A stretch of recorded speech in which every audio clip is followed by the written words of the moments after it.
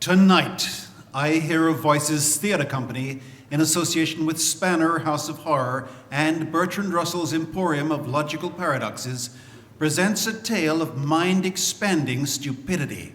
Yes, conceived by the writer of Infinite Uses of a Cat in Perpetual Recursion, crafted by the directors of such impenetrable classics as Taste the Catastrophe Theory of Dracula, The Quantum Entanglement of Frankenstein, and I Know What You Did Next Summer, then cashed in on by the producer of Carry On Oppenheimer. Oh, Kitty, have you seen the size of my latest enriched mass? Oh, is it a big one, Robbie? Critical! It'll go up with a bigger bang than anything you've ever had, dear. Oh, I say! Yes, you are cordially invited to shudder once again with middle-class British embarrassment at A Ghost Story for Christmas.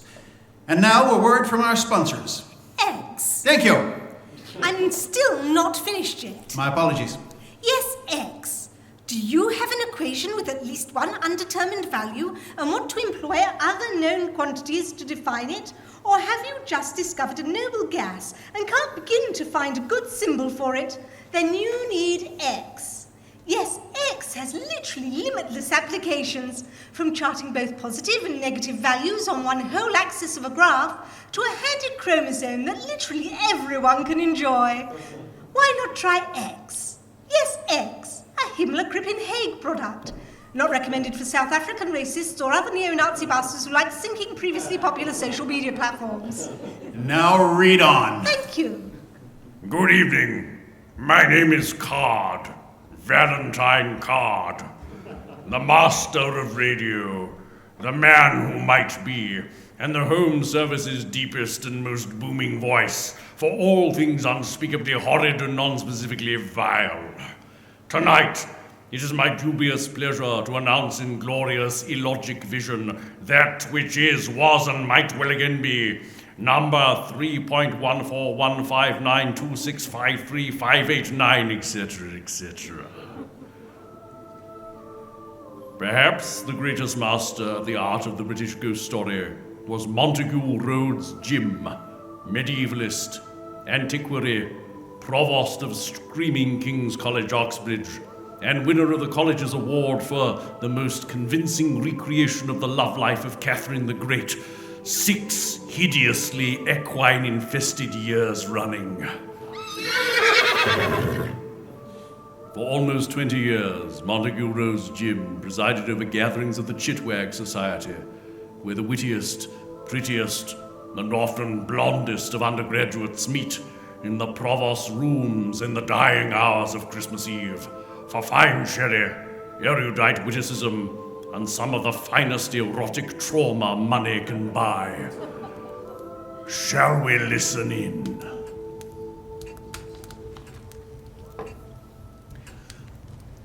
Well, my dear boys, we arrive again at Christmas Eve, which means it is time for our traditional ghost story. The ghost story? Oh, The ghost story? Yes, Monty, please, another ghost story. Oh, we absolutely adore the ghost story. Yes, and then dressing up as vegetables afterwards. But first, the ghost story. Well, my dear boys, that is the order of the evening agreed upon. Oh, Monty, I love the Christmas ghost story so much, I'm even trying to write one of my own. Oh, really, Benson? What might that be about? Well, it concerns a man who grows up dreaming over and over and over again with increasing dread about a room in a tower. And then one day he goes with his friend to a party and ends up finding exactly the same room in the tower, exactly the same tower that he's been dreaming about all these years. And then, guess what? He has to stay in the room in the tower. And something utterly horrid and totally inexplicable happens that night in the room in the tower. I'm really super pleased with the story so far, except, Yes? I can't think of a title. Benson? Yes? Shut up, there's a good fellow. Righto, Monty. My dear boys, as you are aware, I have embarked upon the practice of publishing a selection of my ghost stories. Now, often I have had to make some small changes and elisions, removing certain moments, usually the stickier ones, which this exclusive coterie have been privy to, but I fear may not be entirely acceptable for consumption by the public at large. Tonight, I shall be recounting a more recent event, which touched upon a member of my own family. An event which, if ever I do seek to publish, I fear I will have to make some very notable redactions. Is it really, really naughty, Monty, with ladies and such? Does it have lots and lots of people in it who are violently forced to dress up as vegetables? To answer your questions in order, somewhat and no.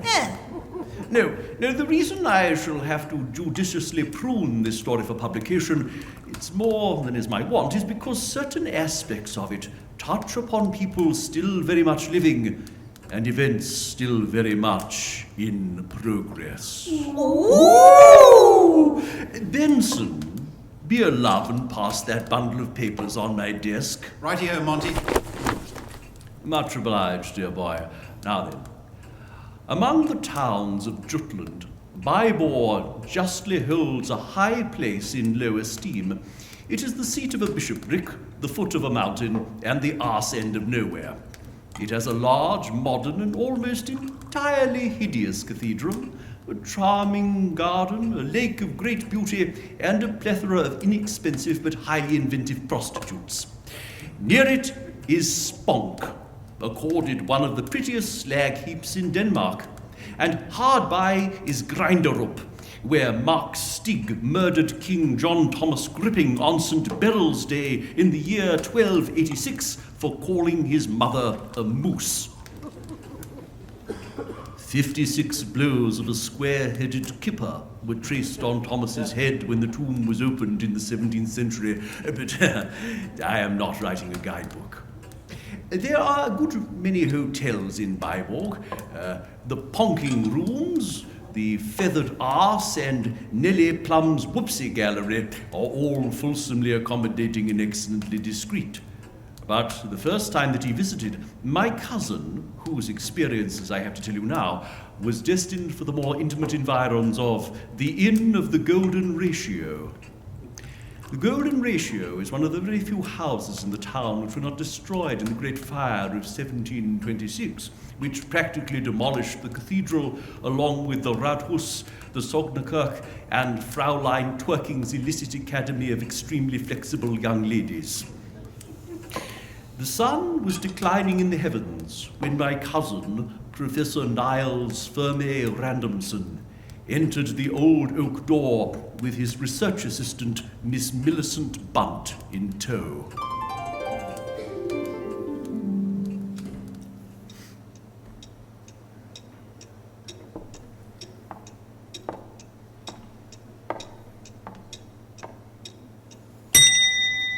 Good afternoon. Hello, I am Tamsin Skovgard, proud proprietor of the Inn of the Golden Ratio. And you must be English. I love your English with your sexual repression and wonderfully unnecessary teapots. You are so refreshingly dull. But I'm forgetting my manners. Would you care for a moose? No thanks, I'm trying to give them up. Naughty moose, yeah? Very much, yeah. So, can I help you? Well, that would be the traditional arrangement. We have a reservation. 2, in point of fact. We telegraphed ahead. Let me see. And the names would be... Randomson. Professor N.F. Randomson. And Miss Millicent Bunt, but my friends call me Millie. So, what brings you to Biborg? We are engaged upon some researches into the church history of Denmark. Indeed, yes, and it came to one's knowledge that in the Rigsarkiv, I do hope I'm pronouncing that correctly, of Biborg, there may be some papers, saved from the 1726 fire, encompassing the last days in this country of Roman Catholicism and exceedingly filthy poetry. I have you now, Randomson and Bunt. So you would be the professor, yeah? Yeah. And you would be the Millie Bunt. That's me. Yeah, it shows. So, my note says 2 rooms for 2 weeks with the possibility to extend to 3 rooms. No, 2 rooms for 2 weeks with the possibility of extending to 3 weeks. Ah, are you certain? Well, as certain as one can be with the current state of the observable universe. That is most unfortunate. The rooms I had planned for you are both only free for 2 weeks. Are you saying you can't accommodate us? We've come a jolly long way, you know. Oh, nay, we can accommodate you. We have rooms enough, but as you English say, we will have to be the creatives, yeah? I will see what we have available. How topping. Thing is, Mr. Scarfguard, I expect I shall be spending a considerable amount of time in examining and copying those archival papers, particularly the dirty ones. So I'd rather hoped you'll be able to give me a room of sufficient size to serve alike as a bedroom and a study. And of course... And of course? And of course... Oh, and of course, yes, I would not wish my assistant here to endure anything less in terms of homely comforts. That wouldn't be cricket, eh? What has your English cricket got to do with it?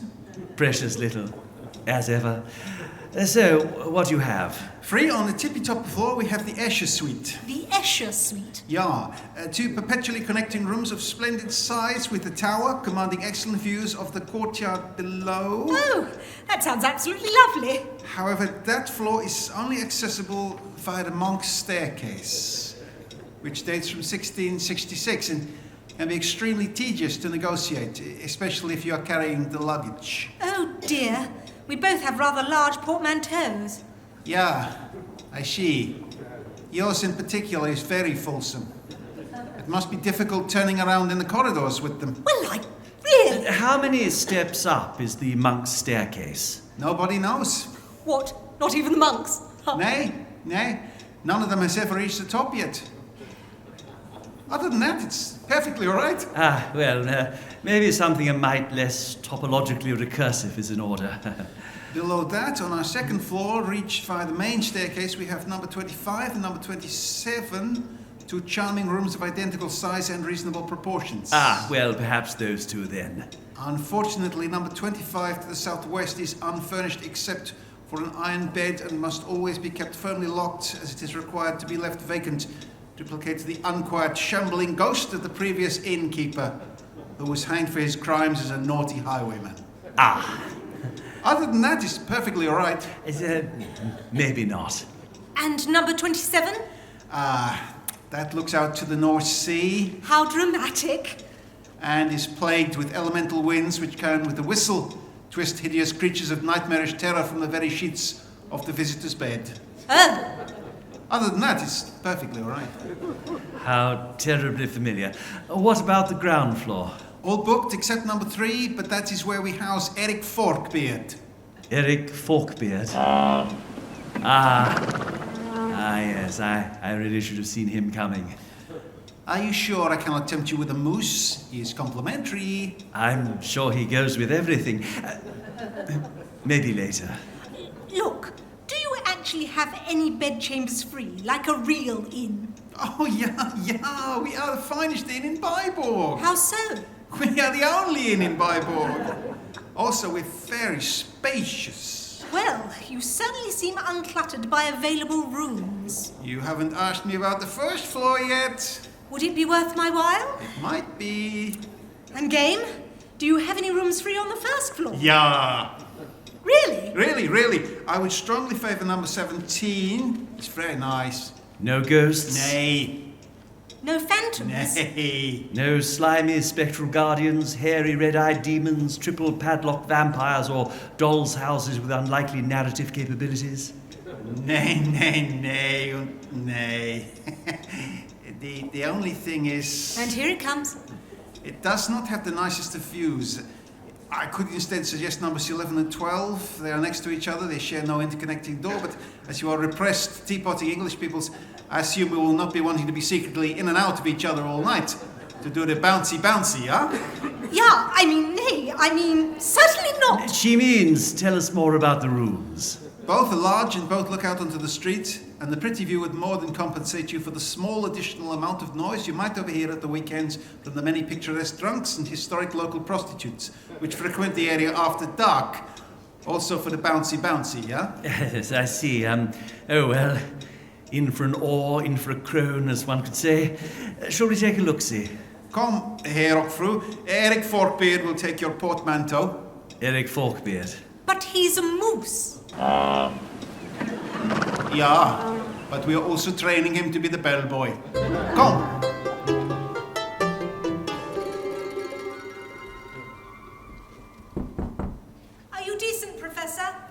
I'm really decent, but do come in anyway.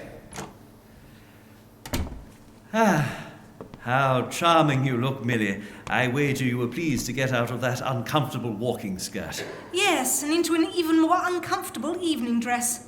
Still, at least it's dry. My hem was getting quite damp in this rafty Scandinavian air. Ah, the sartorial burdens you ladies must endure. Still, you look an absolute picture. Other than that, settling in, how's number 11? Not bad. Quite spacious. Splendid high ceiling. Unusually wide. 3 windows along the one wall. Exactly like this one, actually, but set up in reverse. My bed's on the right and the luggage trestles to the left. Ah, mirror image, eh? Oh dear, we may be snoring competitively at each other through the adjoining wall. Ladies do not snore. I'm afraid gentlemen sometimes do, as I well know. Tell you what, shall we poach a spot of dinner? They have a fine fireplace in the dining room. It's a bit early, isn't it? It's still light out. Oh, barely. Look, we could always prop up the bar until the supper bell, see what the other guests are like. You might not be the only one enduring my snoring through the walls. Some other poor soul may also suffer thus. Perhaps I shall buy him a drink in advance to apologize. Or she. You might find yourself stuck between 2 ladies. Now, wouldn't that be a novelty?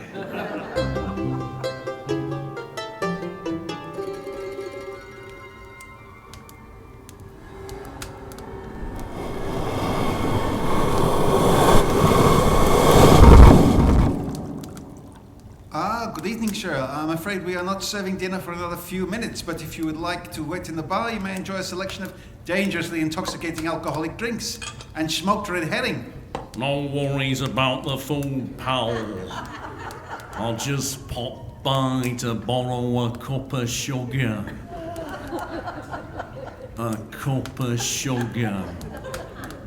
That's what people traditionally borrow in these situations, isn't it? But whilst I'm here, I'm happy to selflessly make your liquor license single-handedly worthwhile by consuming an enervating beverage, or several, purely for medicinal purposes, you understand. Nice moose, by the way. Thank you. But first, do you know your room number? Yes, I do.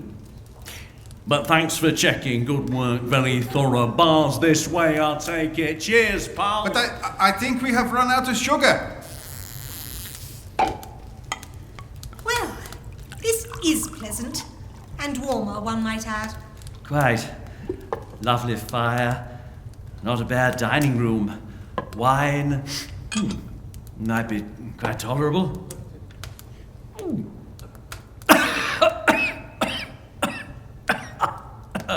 Oh well, that'll teach me to indulge in optimism. Never mind. I'm sure it'll grow on me, like lichen, I expect. It's rather quiet tonight. As the grave, considering how difficult it was merely to secure a pair of rooms. I say, Bunt, did you note the blackboard in the hall? What, with all the room numbers painted in and the guests' names chalked up? I have indeed.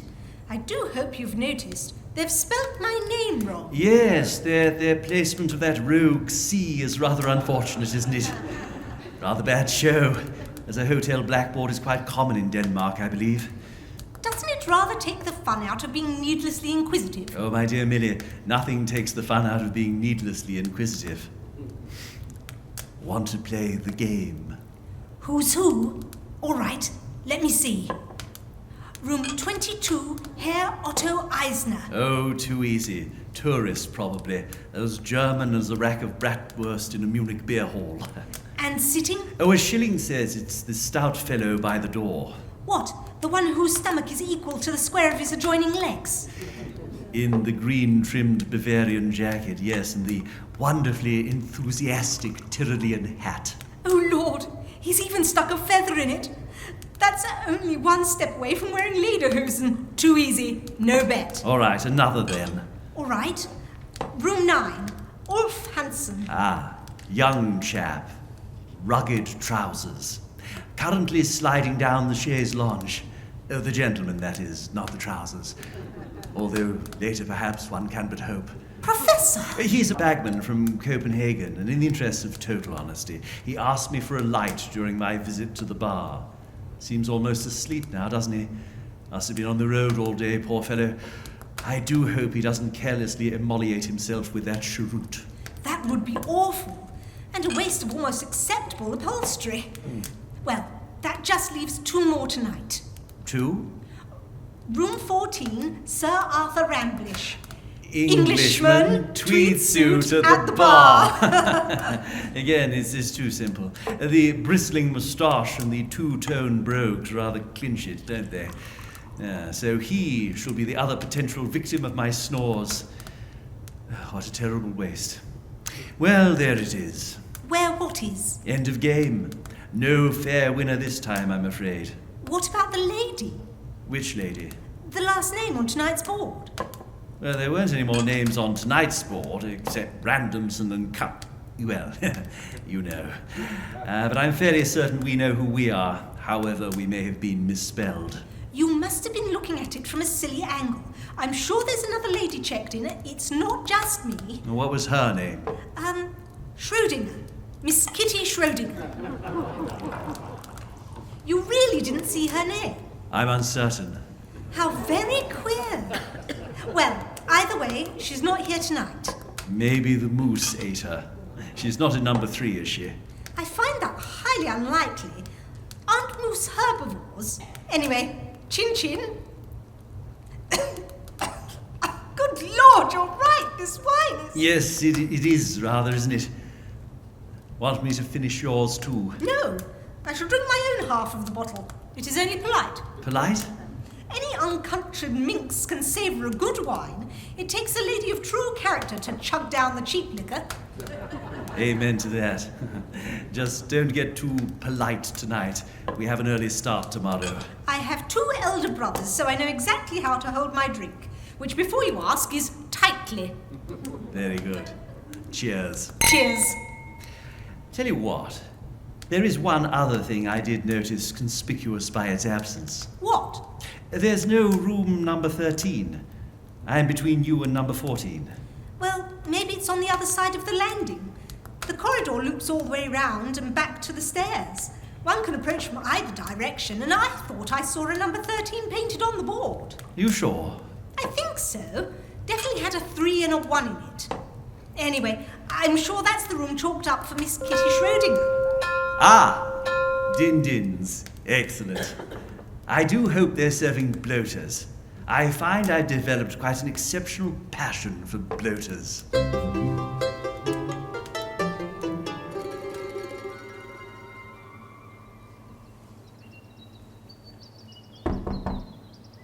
Morning!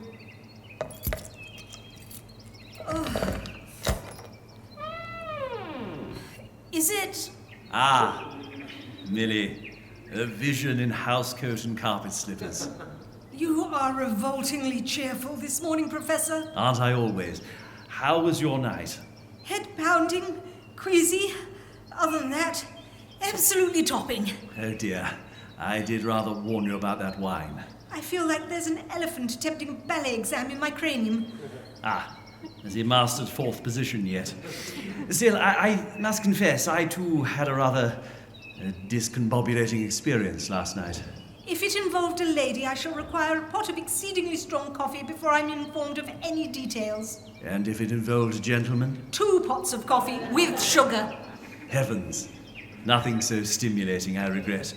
What then? Well, towards 11 o'clock, I resolved to go to bed. Now, I must confess, for me, an almost necessary preliminary to the land of Nod is reading a few pages of print, and I remembered that the delightfully scandalous paperback that I'd been buried in on the coach, well, that was in the pocket of my greatcoat. Didn't you leave your coat on the pegs in the hall? Well, quite. Anyway, long story short, popped down to fetch it. The passages were by no means dark, so it wasn't difficult for me to find my way back to my door, or at least so I thought. Because when I arrived, I turned the handle, and the door entirely refused to open. You must have locked it, or tried the wrong door. I locked mine, and once I finally did get to sleep, I slept like a... Rather blotto log. Quite. Point being, you could have rattled the handle of number 11 all night, and I wouldn't have heard it. Dead to the world, eh, Bunt? But you see, I heard, or so I thought, the sound of a hasty movement towards the door from within the room. Well, you must have overshot and knocked up number 14. I say, was Sir Arthur put out? The plate I saw on the door wasn't number 14. All right. Do tell me all. Oh, I couldn't tell you all of it, however much I tried. Was it the missing number 13? Almost. What do you mean, almost? Well, the number I saw was, or at least began, 3.1415926535589. But that's irrational. Eternally. Rather curious, eh? It must be a joke. A servant's room or a broom cupboard. I'll wager you were on utterly the wrong floor. No, it couldn't have been, because when I looked to my left, I immediately saw my room, that room, number 12, one door down, which I promptly opened with this key. Oh, bosh. If yours was one door down to the left, you must have been at number 14. How much of that wretched plonk did you drink? Well, maybe also too much, it would appear. Either that or I was dealt a devilishly muscular bloater. Right. Breakers, I fancy. And then we do need to get over to the Rigsarkiv to present our credentials to whomsoever one has to present credentials in such situations. See you downstairs. I'll ask Herr Skovgaard to make an extra pot of coffee for you whilst you're doing, whatever you ladies do to appear so utterly ravishing. I think I shall be shaving my tongue. Women, how marvelously erotic.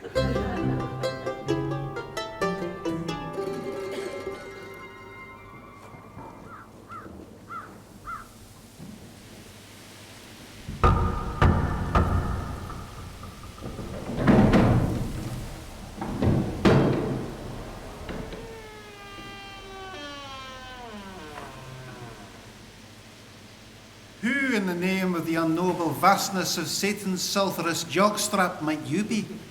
Well, hello to you too. I'm Randomson, Professor N.F. Randomson. Delighted to meet... And what business have you here, sir?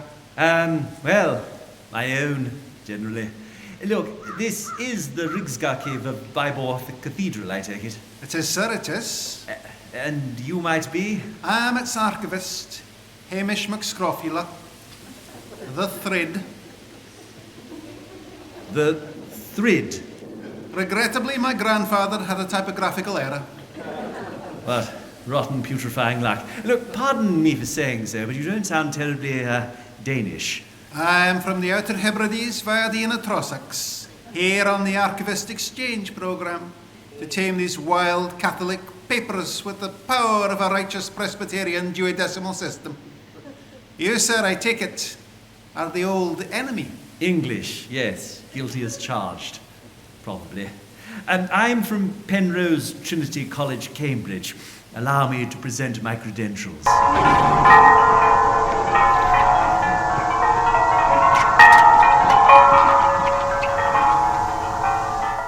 My, what topographically impossible triangular beauties! But what is that boy doing skulking behind you, wearing a dress? But I'm not wearing a dress. Well, not today at any rate. Excuse my dangling modifier. The boy is wearing a dress. How strange. Ah, yes. That's Millicent Bunt. A boy wearing a dress called Millicent Bunt. Even stranger. No, Look, allow me to present my credentials too.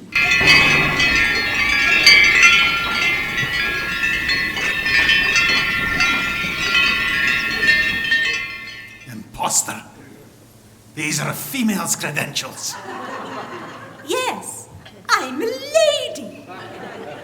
Are you entirely certain of that? Well, I was last time I checked. What devilment is this? You barely allow people to countenance your transvesticism before you whip it away like a tablecloth in the grip of a tawdry children's magician. Look, we telegraphed ahead. We do have permission to catalogue the archive. What? On Hughes' authority? On the authority of the Bishop of Biborg, delivered to the Master of Penrose Trinity, who is, in point of fact, a rather old friend of mine. I think this will explain everything. Well, come in if you absolutely must. Stop loitering in the doorway. You've been letting the cold out. Have you no idea of the eye-watering expense of laying on all this magnificent lack of heating for you? Oh, I don't think we're not grateful. Come along, Bunt. Now get in before the neighbours see you.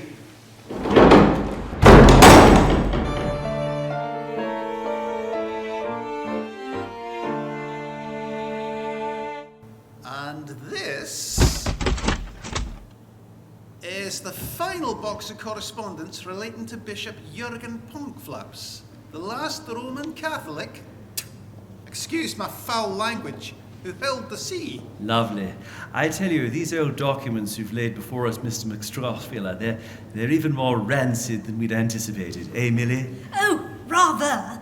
We found many amusing points of what one might refer to as the intimate details of the private lives of historical figures, quirks of individual characters, not to mention absolute buckets of extremely foul-mouthed limericks, plus cartoons of willies too.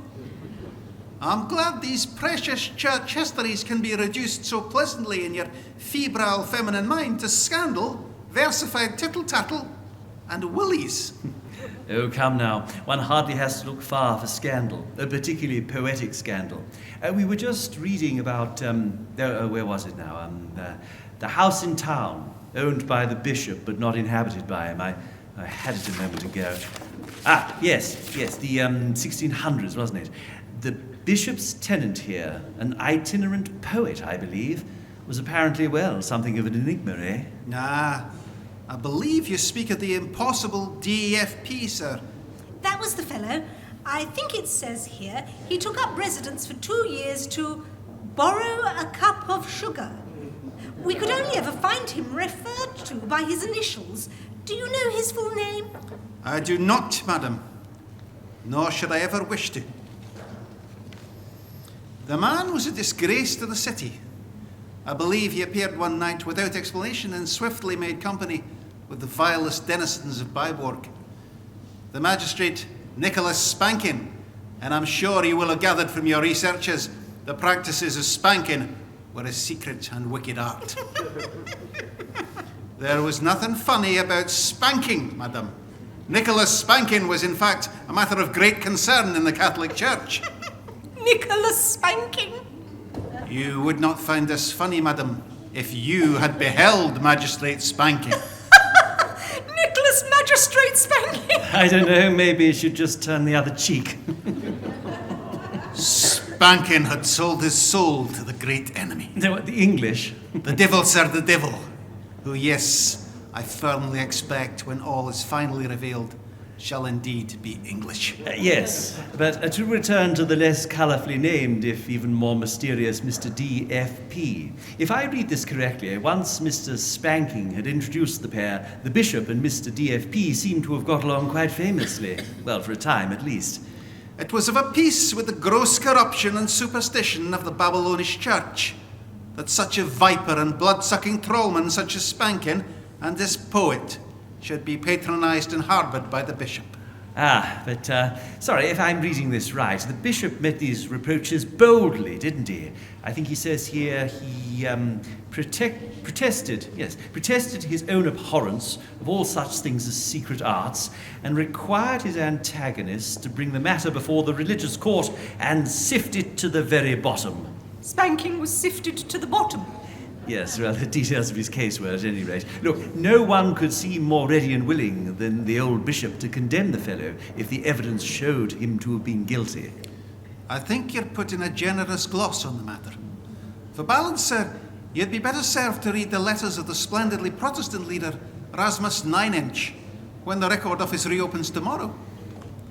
I will tell you for now, though, the general tenor of these documents was to the effect that Christian men were now no longer bound by the decisions of bishops of Rome, and that the bishop's court was not, and could not be, a fit or competent tribunal to judge so grave and weighty a cause as the case of Magistrate Spanking. Oh, so the Bish found his chum a loophole, did he? Fascinating. But what of their acquaintance, the curious Mr. D.F.P.? I think, sir, madam, I must ask you to conclude your colourful researches for the day. My dinner time approaches, and my stomach is already quite full of acid. So, to be continued, as they say. Yes, but one final little clarification, sir, if your stomach will support it. This house of old Bishop Punkflaps, it's a great puzzle to me where it could have stood. I've studied the topography of old Biborg, and whilst there's a reference to it in a catalogue of the bishop's property compiled in 1560, I think, yes, the page which should list his property's address is missing. Torn quite viciously away, in fact. Know anything about that, might you? No, sir. And I would advise you not to try and look for that particular document. Or worse, for that particular house. No good, I believe, shall come of it. Good afternoon.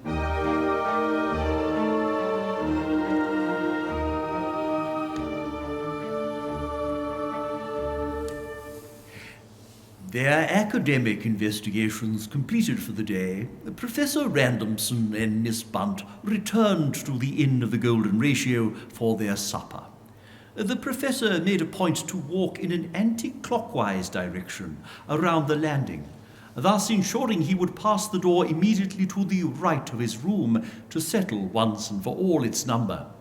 And there it was, clear in the afternoon light, inscribed upon its brass plaque, a very whole and entirely unremarkable integer, number 14. And so, perhaps in a belated effort to compensate the unusually lax quality of his observations the night before and discover more about the inn, my cousin decided he and Miss Bunt should divide their efforts before dinner and probe the other guests for information.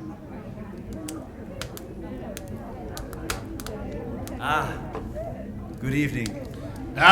Evening. Do you mind if I join you at the bar? Course not. Take a stool, do. Thank you.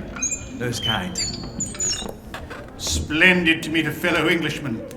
You are English, I take it? As the Queen. Well, one of them anyway. Excellent. Well then, who is going to start on the introductions, what? Sir Arthur Ramblish, room 14. What a coincidence. That's my name too. And my bally room. Are we double booked one? No, I meant you're Sir Arthur Ramblish in room 14. Well, I know that. No need to be patronizing, old boy. Oh dear. Look, allow me to introduce myself. I'm Randomson, Professor N.F. Randomson, room 12. I'm next to you, quite possibly. No, I think you're mistaken there, old boy. I'm next to the blonde lady, or maybe it's the fellow with the wild hair and the dark glasses. Can't recall. Oh, now that's rather interesting. So, a professor, eh? You on a field trip then? Something like that. Research, as a matter of fact. I like looking into things. What, like jars, boxes, flower pots, that kind of bunk? My, this is going to be elliptical, isn't it? No, I like looking into mysteries, the secrets of the past, the present, occasionally the future too. Very Ebenezer Scrooge. Only a little. And you? Oh, retired. But recently I've got into breeding. Isn't it lovely to find such a hobby so late in life? With animals, you know.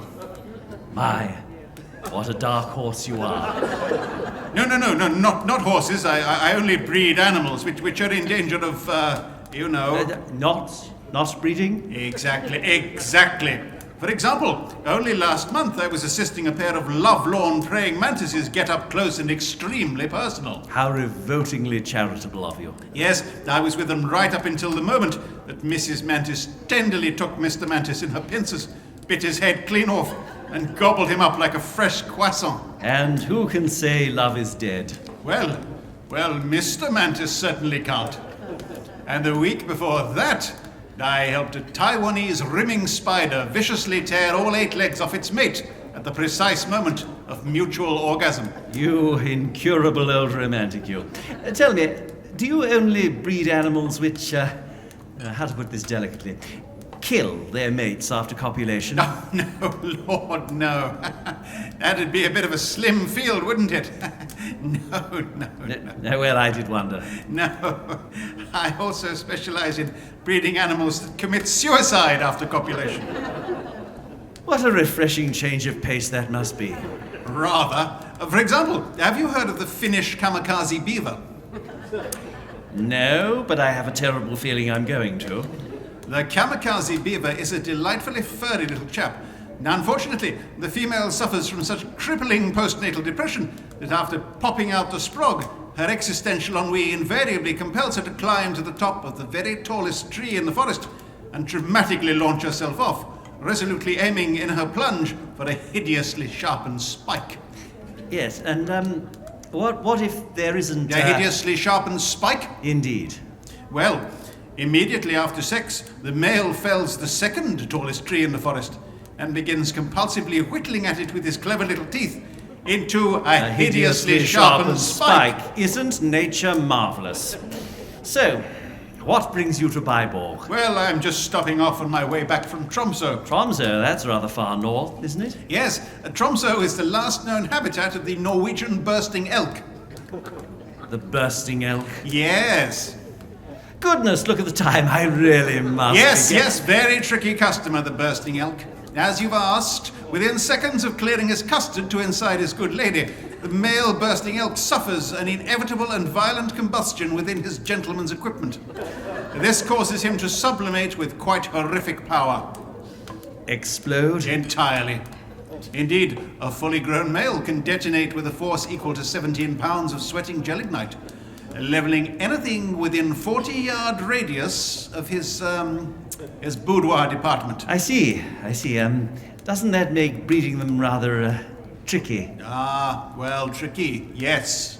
Tricky is a very, very accurate word to use.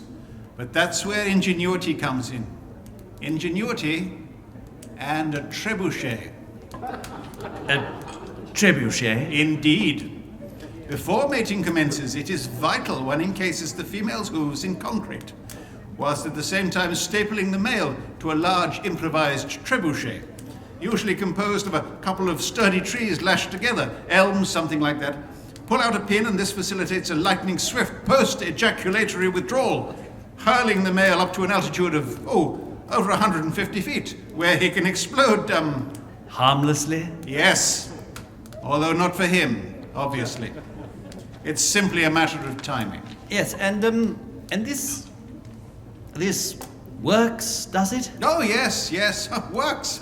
Absolutely. Generally. Sometimes. Not yet. No, never, actually. Oh, dear.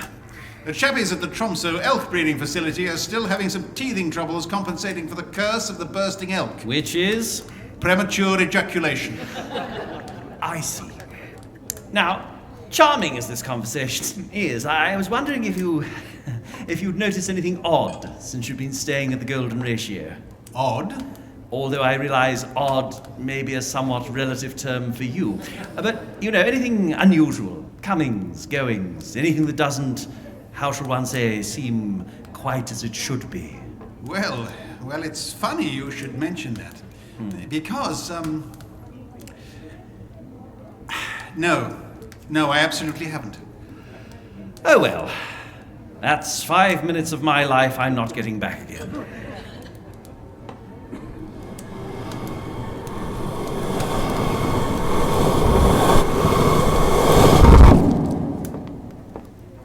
May I inquire, is this seat taken? No, it's not, please. Why, thank you. That's most kind. Miss Millicent Bunt, delighted to meet another lady. Frau Kitty Schrödinger. I, too, am delighted to meet another lady. Oh, are you German? Viennese. And you are English, of course. Of course. Well, isn't this nice? Probably. So, I must say I adore your dress. Such an iridescent green and the hemline so dangerously high. You are brave. I thought it was boringly low. But I like yours, so wonderfully retro. Retro? Do forgive me, my German isn't as good as I should like. I'm sorry? Please don't apologise. Have you been staying at the Golden Ratio for long? I have barely arrived, and yet And yet, it feels like I've been here forever. simultaneously? Or always simultaneously. I see, I think. Are you travelling on your own? Do you always ask strangers such questions? Well, I do like to define their position. Ah, then I fear you may find mine quite illusory. So instead, I will ask, are you travelling on your own? Or are you with the gentleman with the great greatcoat and the fulsome hair? Oh, you mean Professor Randomson? Oh, yes. I mean, we are with each other, but we're not with each other. I think you are finally speaking my language. I do hope so. Your professor, he too is English? Yes. Well, I've always assumed so. Ah, a pity. Hair so full as his is wasted on an Englishman. I hope he is at very least an anarchist. An anarchist or an iconoclast? Is your professor either? Well, he's been known to return his library books shockingly early. That is hardly unusual. Before they were published. How bold. Perhaps I should meet him. I can arrange it. I'm his research assistant. Although I think he's rather engrossed over there with Sir Arthur. Oh, the gentleman in the tweed. It appears he cannot escape. Oh dear. He won't be enjoying that. And what is he researching? The professor? I don't think he ever quite knows, initially. And you? What brings you here? Oh, there's little to tell, Miss Bunt. I am an only child, on my mother's side. After my birth, she would not look at my father, who, unobserved, obstinately refused to collapse into one definite outcome. Being of fully comprehensive Viennese education, no husband, and inconveniently intractable sexual repression, I was forced to seek out the only other remunerated occupation available to an unmarried lady of my terrifying intelligence, that of governess. After precisely 1 year, 1 month, and 2 days teaching the 3 hours to the 5 children of Count Fibonacci sequence, I was offered an 8-hour-a-day position as quantum theory mistress at the Sappho-Freud Academy for Applied Temporal Physics and Intimate Female Hysteria. I excelled there for 13 months until I turned 21, but that is all ancient history. Or will be. I am now seeking a fresh start in life, which brought me here. Or it may have done. Am I boring you? No, quite the opposite. How's your room? So. But I do take exception to the Belgian jazz, which sometimes I hear from the room next door. The Belgian what? Where are you? I'm in number 11. Look, are we on the same level? I doubt we inhabit the same state. Although, maybe tonight I shall almost be level with you. Oh, I say. Unless, of course, you have the energy to be entirely on top of me. Would you care for some schnapps? We can take it up to my room. Which room are you in? I'm in number 3.1415926535589. If you'll forgive such a shocking abbreviation. Is it a good situation? Well, come up and I can show you how one can attain a superposition providing no one is there to observe us. Oh, crikey. And so it was. With dinner completed, Professor Randomson finally managed to extract himself from his conversation with Sir Arthur Ramblish, who had moved on to extolling the terrible improbability of breeding the Heisenberg uncertainty vole. Randomson looked around to see if Miss Bunt was anywhere around, but she was notable for her absence. Assuming she had already retired for the evening, and in an attempt to preclude a repeat of last night's bacchanal excesses, my cousin decided it was also time for him to retire. Number 10, no PM. Number 11, marvelous Millie, safe in the arms of Morpheus. Number 12, I really must unpack my portmanteau. Safely next to number 14 and... Oh dear. Oh, very dear. How wonderfully curious. Hello, 3.14592653589. if you'll forgive me putting myself on 12 decimal place terms with you. Well, perhaps I shall knock. Say a little hello to whomsoever is, what harm could it do? Easy as pie, surely. But what's, maybe not. Wouldn't want to, interpolate an unwanted third cadenza into the old Venus percussion aria. Niles, it's back to number 12 for you. Hope the walls are thicker than the door, or it might be a rather thin night's sleep.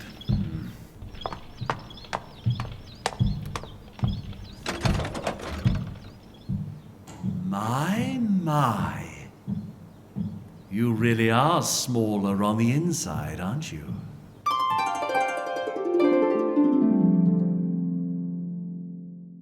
And so, as you can imagine, my dear boys, my cousin, Professor Randomson, spent a very queer night in room 12. But not quite as queer, I fancy, as the night Miss Bunt spent in the room next door. But who is Kitty Schrödinger? And who or what was Nicholas Spanking? Not to mention who's the mysterious DFP. And are any of them in room 3.14, you know? And is room 3.14 what, you know, even there at all? Oh, do tell, please. All excellent questions, my dear boys, some of which I may answer, but only after I fancy a short intermission. Oh, Monty! A short intermission, that is, for drinkies. Benson, be a love and fetch more sherry from the pantry. Righto, Monty. Sherry! Sherry! Fetch the sherry, Benson. Why do I always have to go to the pantry for the sherry? Oh, good Lord. What on earth is that? I say, what are you doing in Professor Jim's pantry? Never mind that, kid. Do you happen to have a cup of sugar I could borrow?